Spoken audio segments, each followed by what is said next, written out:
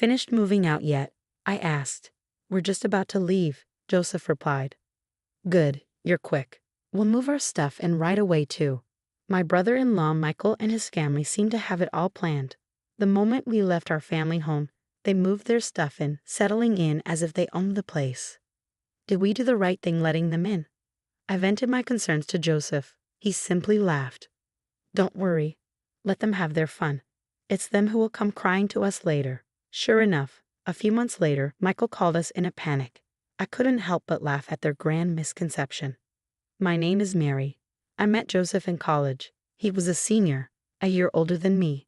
At the time, the 1-year age gap felt significant, and Joseph, being so reliable, looked truly dependable. As my feelings for Joseph grew, I confessed to him. Fortunately, Joseph felt the same way, and we started dating. Even after graduation and starting our jobs, our love continued to grow. We couldn't live without each other. Joseph proposed during our 5th year of work. I was thrilled but nervous about meeting his parents. Joseph, your dad runs his own business, right? And your mom comes from a wealthy family. Will they be okay with someone like me? Joseph reassured me with a smile. You're thoughtful and most of all kind. They'll love you. Boosted by his confidence, I nervously introduced myself to his parents. So, you're Mary.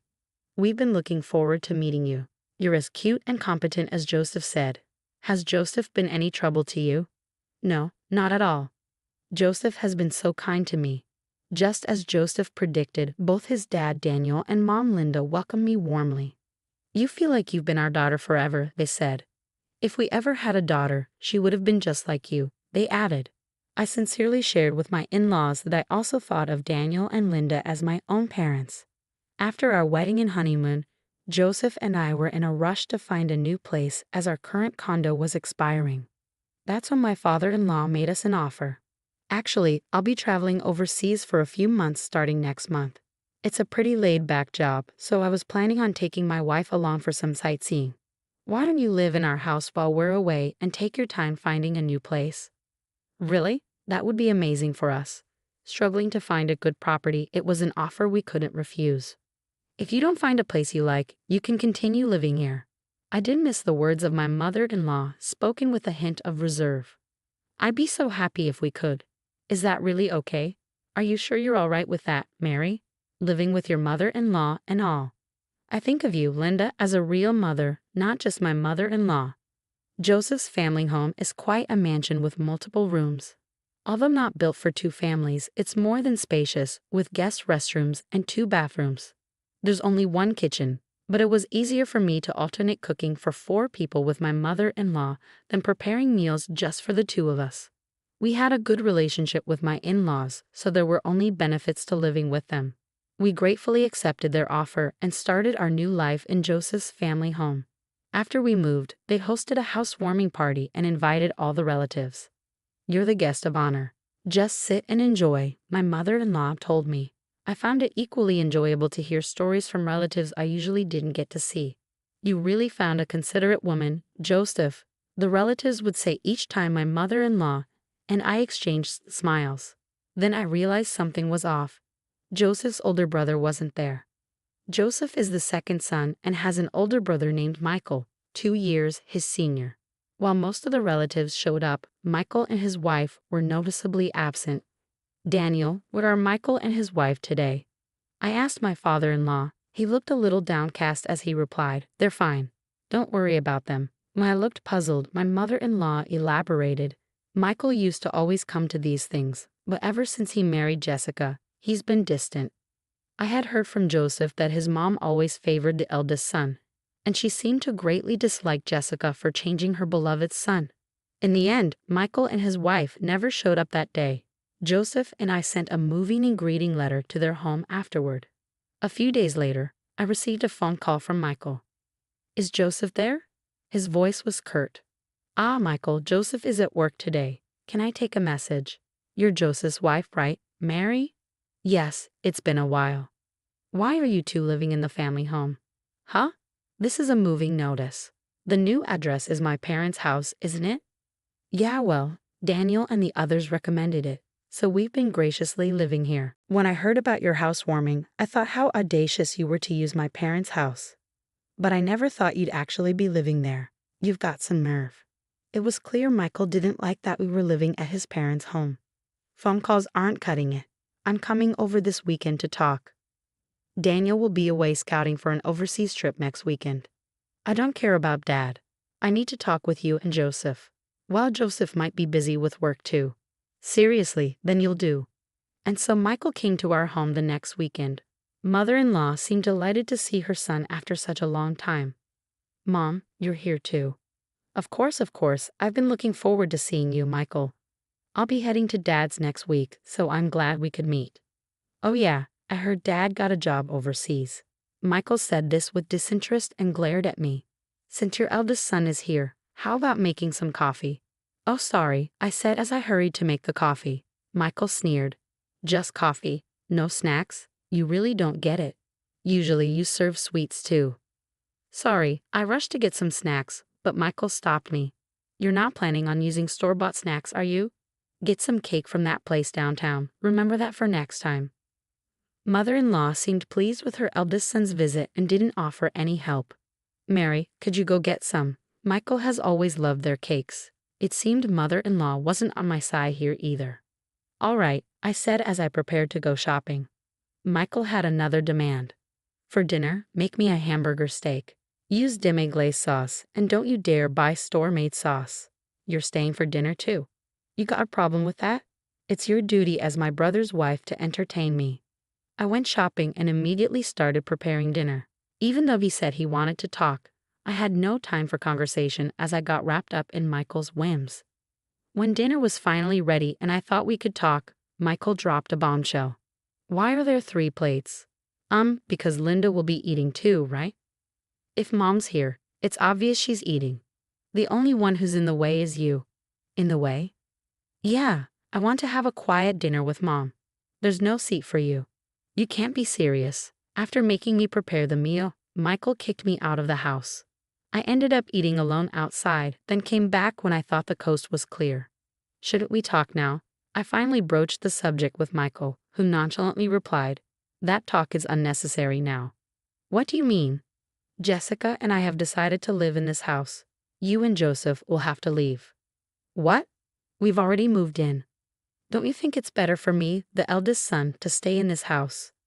Mom, my mother-in-law looked regretful as she spoke to me. Mary, I apologize. Michael finally seemed to be stepping up as the eldest son, which gave my mother-in-law peace of mind. Upon hearing his mom's words, Michael grinned smugly. See, even Mom agrees with me. So get your stuff packed and move out, Michael said, leaving in a good mood. Caught off guard, I was alone in the bathroom when Joseph finally came home from work. What's wrong, Mary? He asked. I relayed what Michael had told me. Michael said that. I can't believe he treated you so poorly. Joseph was furious and reported the situation to his father overseas. After talking to his father, Joseph said to me, I'm sorry you had to go through this. Let's move out and live on our own. Encouraged by Joseph, I started packing our belongings. Just when we were about to leave, Michael called. Are you done moving? We're about to leave. Good, you're quick. We'll be bringing our stuff over soon. As soon as we left, Michael and his family moved their belongings into the house, acting as if it were their own. Did we make the right choice? I asked Joseph, seeing Michael and Jessica do as they pleased. Don't worry about it. Let them do what they want. They'll be the ones regretting it later, Joseph reassured me. And just like Joseph said, a few months later, Michael called us in a panic. Hey, Dad and Mom just contacted me. They said they're coming home from the airport. What's going on? Isn't it obvious? Their assignment overseas is over, so they're coming back. I thought they'd be staying there for a while. I didn't hear anything about them coming back. I thought this house was handed down to us. Originally, we planned to live together once they returned. You knew that when you pushed us out to live here, didn't you?